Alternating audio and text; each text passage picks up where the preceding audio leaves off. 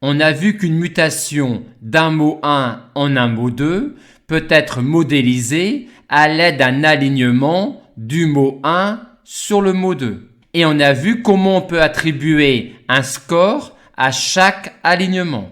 On souhaite maintenant déterminer là où les mutations les plus probables d'un mot 1 en un mot 2, c'est-à-dire encore l'alignement ou les alignements les plus pertinents du mot 1 sur le mot 2.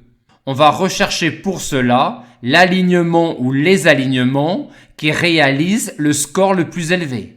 Pour trouver le score le plus élevé pour un alignement du mot 1 sur le mot 2, on va avoir une approche récursive. En d'autres termes, ne pourrait-on pas connaître le score le plus élevé pour un alignement du mot 1 sur le mot 2 si on connaissait le score le plus élevé pour un alignement entre des mots un peu moins longs? Or, on voit qu'on peut établir un lien entre le score de cet alignement-là, qui est un alignement de ce mot-là sur ce mot-là, et le score de cet alignement-là, qui est un alignement de ce mot-là sur ce mot-là. Aussi va-t-on distinguer 3 types d'alignements du mot 1 sur le mot 2. Ceux qui se terminent par une suppression, ceux qui se terminent par une insertion et ceux qui se terminent par une substitution. Aussi, pour déterminer le meilleur score d'un alignement du mot 1 sur le mot 2, on va tout d'abord s'intéresser à ceux qui se terminent par une substitution et voir pour cela le score le plus élevé, puis s'intéresser à ceux qui se terminent par une suppression et voir pour cela quel est le score le plus élevé. Et enfin s'intéresser à ceux qui se terminent par une insertion et voir pour cela quel est le score le plus élevé.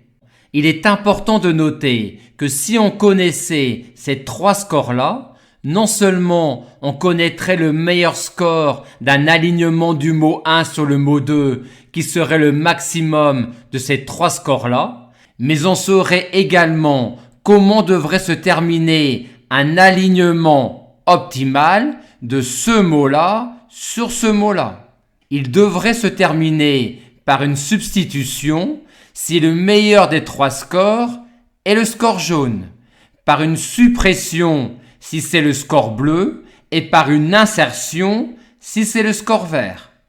Notez qu'en cas d'égalité, on privilégiera une substitution à une suppression ou à une insertion.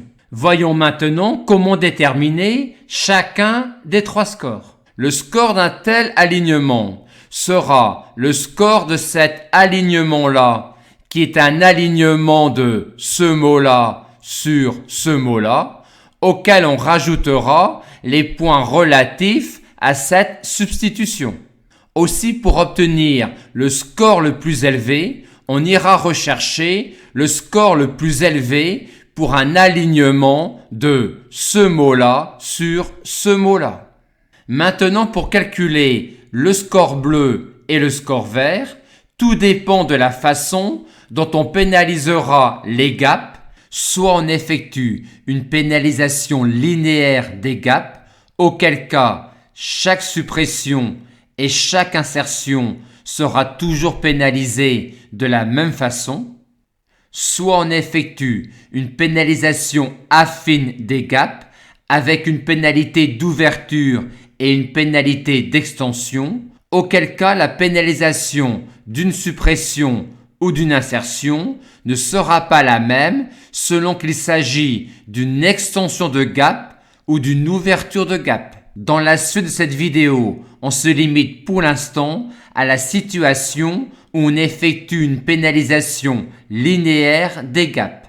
Si chaque suppression et chaque insertion est toujours pénalisée de la même façon, le score d'un tel alignement sera le score de cet alignement-là, qui est un alignement de ce mot-là sur ce mot-là, auquel on ajoutera la pénalité relative à cette suppression.